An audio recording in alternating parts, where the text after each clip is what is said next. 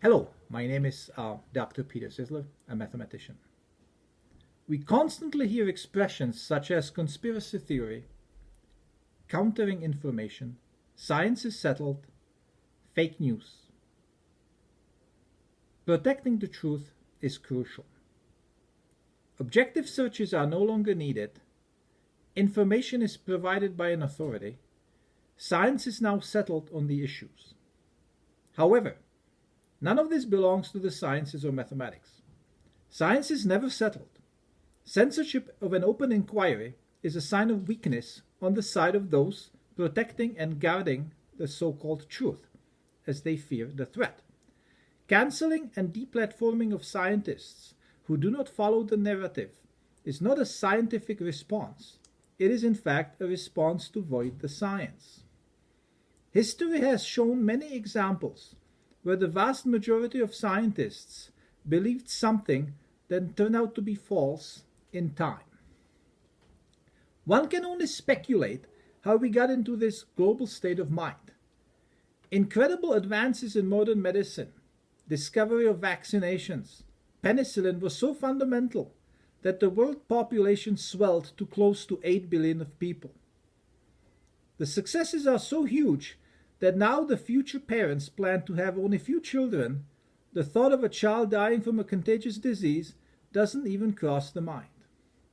These medical advances might inadvertently cause the fear paranoia now prevalent in greater population, as biological threats massively diminished. Any remote threat is a huge thing now. The COVID hysteria that ensued over the past few years clearly points to this. People are now very fearful. After COVID, there is monkeypox, RSV virus, new influenza strains, common cold, list will go on. Upon seeing total deaths in Canada from all causes, as regressed on population increases, no statistical significance at the 0.05 significance level was found during the COVID years. People are less and less rational, and when that happens, they tend to revert to dogmatic stance. We need to understand that science and mathematics are practiced by people, and humans are very much prone to mass hysteria and mainstream group thinking, to use the modern day terminology. When faced with differing argument, people immediately tend to call for shutting down the person delivering it, call for their cancellation, deplatforming, or direct job dismissal. Students in schools are encouraged and trained not to develop critical thinking. An emphasis is given to guarding and protecting the thoughts that are already approved, accepted by the mainstream. It is paramount we stop this and regain our ability to debate, investigate the claims, research, and think freely.